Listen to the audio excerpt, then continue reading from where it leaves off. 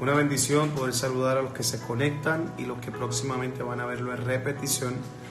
Sentí la responsabilidad de poder llegar a tu celular a través de esta bendición de Instagram Live. Hoy hay una palabra que ciertamente te va a bendecir. Creo firmemente que en momentos de dificultad nada mejor que escuchar una palabra de parte de Dios. Acabo de predicar en Facebook Live y ahora vengo a Instagram Live porque siento la gran necesidad que usted pueda escuchar esta palabra de aliento y esta palabra de parte del cielo. Nunca hago ninguna intervención porque quiero hacerla, sino realmente porque siento la necesidad de la gente. Y yo creo que podemos comenzar esta reflexión con una pregunta. Y yo creo que es la pregunta que mucha gente, creo, en su humanidad se ha hecho. Y es una pregunta muy sencilla que la gente ha formulado y entiendo que es una palabra, una pregunta que la gente se hace a través de su humanidad, que entiendo que es muy normal. Y es esta palabra que dice, ¿valdrá la pena? Hay mucha gente hasta el día de hoy preguntándose, ¿valdrá la pena hacer esto? ¿Valdrá la pena hacer lo otro? ¿Valdrá la pena yo sufrir tanto? Y en alguna ocasión el salmista David escribió algo muy parecido a lo que tú estás viviendo hoy. Y es que nosotros los seres humanos somos muy almáticos, somos demasiado almáticos, somos demasiado sentimentales. Y somos de aquellas personas, incluyéndome, que muchas veces cuando no recibimos la respuesta que quiero, me frustro y broto mi humanidad y frustración. Entonces son aquellas personas que si no reciben de Dios lo que quiere al tiempo que ellos creen que es necesario, pues realmente se frustran y en base a la frustración comienzan a hablar bajo coraje, a tal el extremo que hay mucha gente que ha dicho, Brian, me siento desilusionado de Dios. El salmista David en una ocasión dice que escribió en el Salmo 22 unas palabras muy humanas que dicen de esta manera: Dios mío, ¿por qué me has desamparado? ¿Por qué estás lejos de mi salvación y de las palabras de mi clamor? Dios mío, clamo de día y no respondes, y de noche no hay para mí reposo. En otras maneras, ve a un David publicando una frustración humana porque clama a Dios, ora a Dios, sin embargo del otro lado no ve respuesta. Él mismo lo afirma, no te escucho. En otras maneras, puertorriqueñamente hablando, me estás ignorando, siento que no me hablas.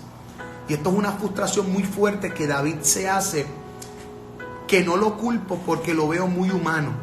Y creo que todos nosotros hemos llegado en alguna ocasión de decir, Dios, ¿dónde tú estás? Entonces es el momento donde la humanidad comienza a hacerte este tipo de preguntas. ¿Valdrá la pena luchar por algo que siento que estoy perdiendo la batalla? ¿Valdrá la pena esperar por aquello que se ha tardado tanto y siento que nunca llegará? ¿Valdrá la pena amar aquello que ya siento que no hay ningún tipo de solución? O siento que yo lo amo, pero esa persona me odia o tiene rencor hacia mí. Hay otros que dicen, ¿valdrá la pena orar por aquellos que yo creo que nunca se van a arreglar? Otros gritan, ¿valdrá la pena callar cuando lo único que tengo ganas es de gritarle al mundo lo que estoy pasando? Hay otro tipo de personas que dicen, ¿valdrá la pena defenderme cuando yo sé que tengo la razón? Pero por último, hay mucha gente que grita, ¿valdrá la pena perdonar a aquello que realmente me hizo daño? Entonces, todo este tipo de preguntas son muy humanas, que tú y yo en algún momento hemos dicho o hemos gritado, ¿valdrá la pena? Y yo vengo a aconsejarte de parte de Dios si es que he identificado el problema. El problema no es frustrarme en el momento difícil. El problema es victimizarme a tal nivel que paralizo mi propósito.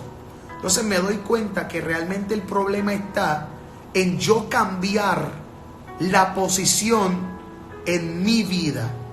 Hoy hay gente que se ha acostumbrado a solamente ser víctima cuando Dios no te ha llamado a ser víctima.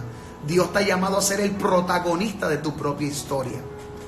El siempre sentirte víctima del proceso te esclaviza de tal manera que vas a pensar que eres el único que está sufriendo. Entonces, hay gente que llega al egoísmo del pensamiento.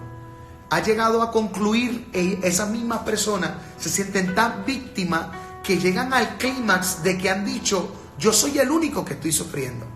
Entonces, cuando yo me encierro en mi propio egoísmo creyendo que soy el único que estoy sufriendo, no le doy oportunidad a pensar o a ver o a escuchar que otra persona está pasando por el mismo proceso o por un proceso aún mayor.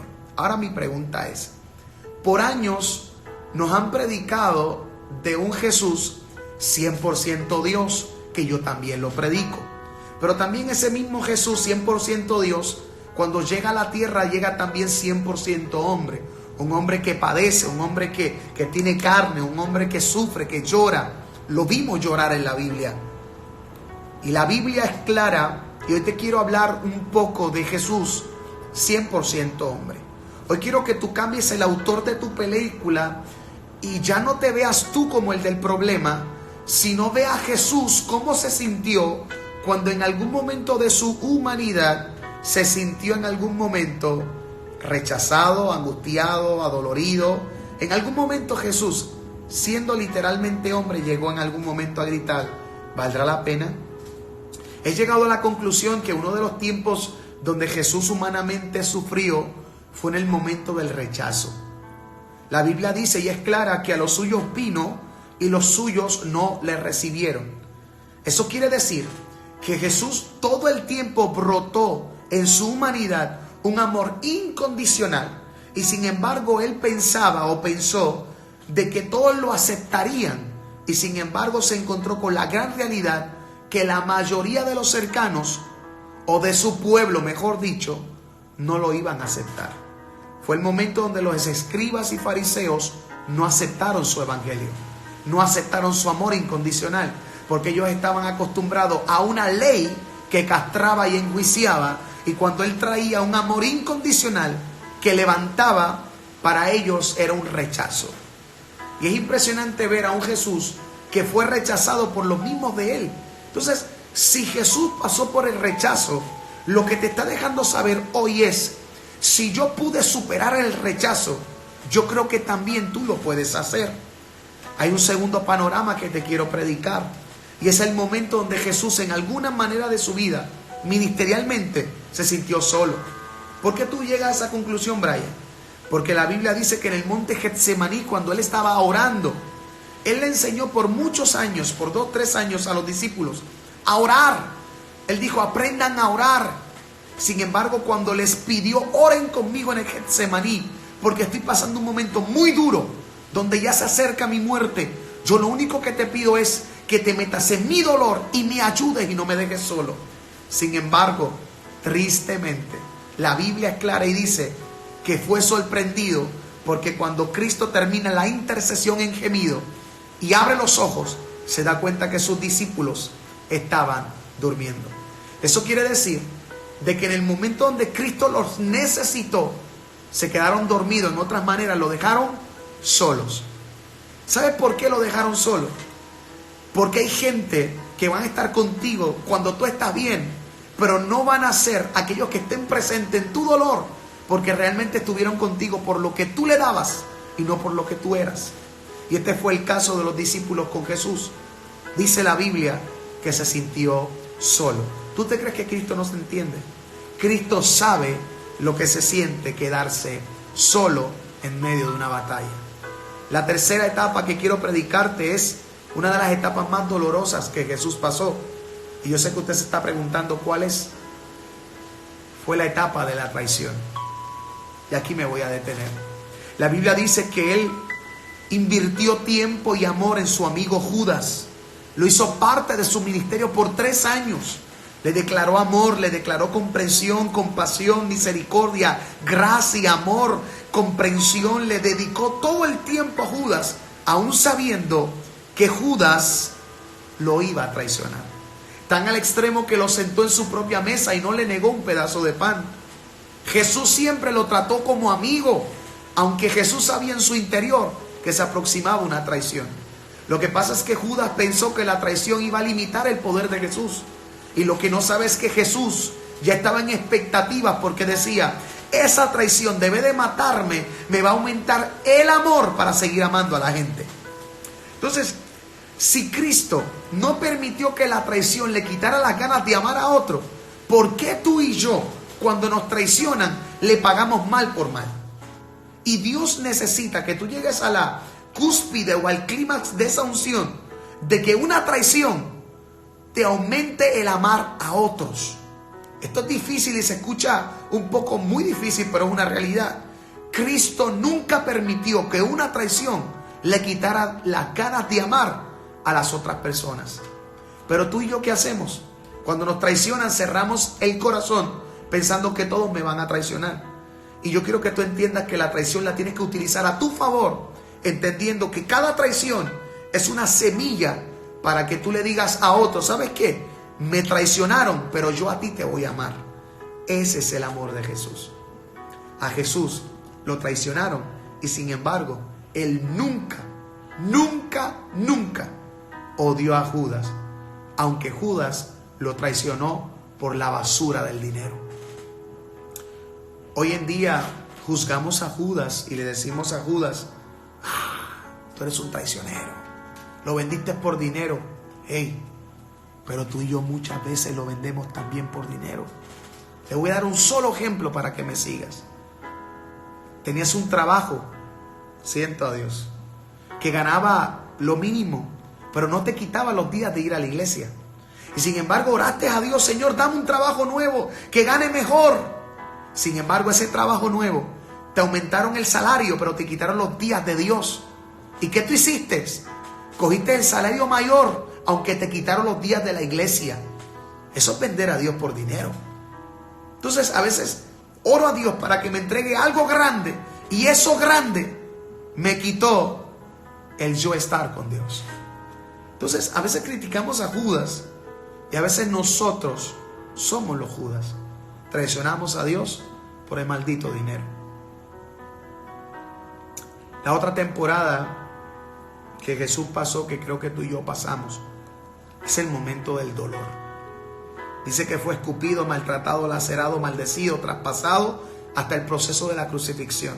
Ahora te hago una pregunta.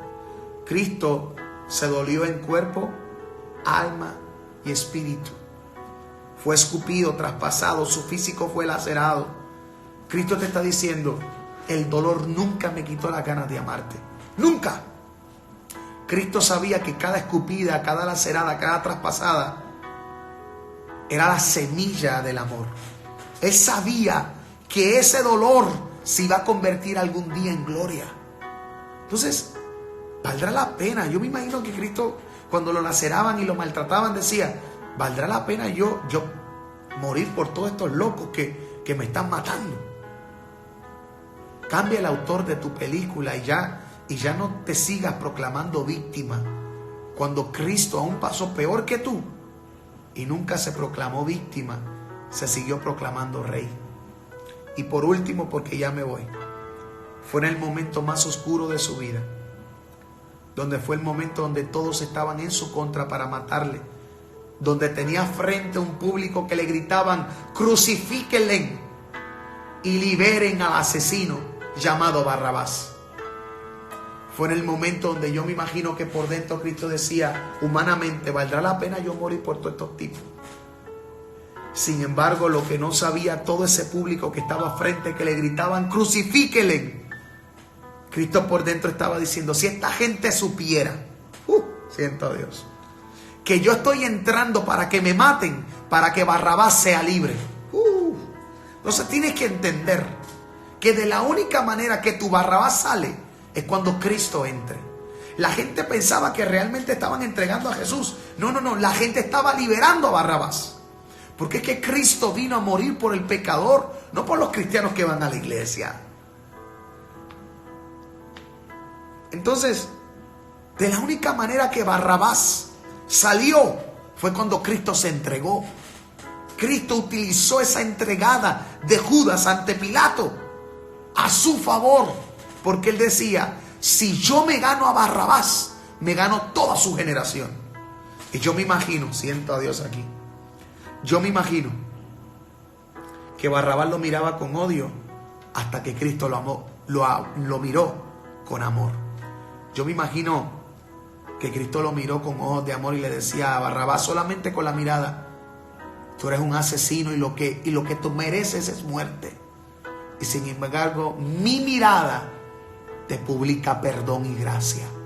Ese es el Jesús que yo predico. Ese es el Jesús que yo predico. El que se entrega por ti para que tu Barrabás salga. Y la Biblia dice que murió y resucitó al tercer día. Pero antes de morir, Cristo publicó su humanidad. No para ti, para mí. La publicó para el diablo. Yo me imagino que él suspiró. Bueno, la Biblia lo dice, no me lo imagino, la Biblia lo dice. Que él gritó: Padre, me has abandonado. Esas son palabras de humano, no palabras de Dios. Jesús publica su humanidad para decirle al diablo: estoy publicando que soy humano aquí, para que tú entiendas que no te voy a destruir como Dios, te voy a destruir como hombre. ¿Y sabe lo que significa eso? Que tú y yo no tenemos excusa para destruir al diablo. Tú y yo tenemos la capacidad, solamente por ser humano, de destruir al diablo. Entonces Dios te está dejando saber, si Cristo destruyó al diablo siendo hombre, ¿cómo tú y yo no lo podemos destruir? Y pensamos que Él me destruye a mí. El salmista escribió el Salmo 22 triste y desconsolado, diciendo que Dios no lo escuchaba.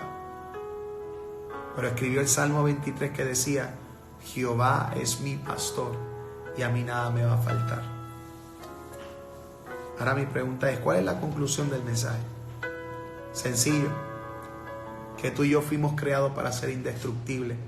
El diablo no puede destruir nuestro propósito, solamente si tú se lo permites. Entonces, cambia el autor de tu película y ya no seas más víctima. Sé protagonista de tu propia historia. Y vas a entender que el diablo no es poderoso como tú. Tú eres más poderoso que él. Porque él puso a Satanás bajo vuestros pies para nosotros estar por encima de él. Y que él no nos pisotee, que nosotros lo pisoteemos a él. Hay gente que te va a juzgar porque no va a entender lo grande que Dios tiene contigo. Pero a ti no te toca pelear con la gente. Si yo me pusiera a pelear con la gente, ¿dónde llegaría yo? Si yo me pudiera defenderme de todo lo que dicen de mí, pierdo mi propósito. ¿Cuándo tú has visto que yo me he defendido? Nunca. Nunca. Ni nunca lo voy a hacer. Porque dice la Biblia que por sus frutos los conoceréis. Así que el tú defenderte, realmente lo que estás haciendo es alimentando al diablo. Jehová peleará por mí. Y tú y yo estaremos tranquilos. Así que cambia el autor de tu película. No seas víctima, sé protagonista. Y yo te aseguro que vas a ser muy bendecido. Te bendigo y declaro que esta palabra te va a bendecir. Y ciertamente va a bendecir también a los tuyos. Bendiciones.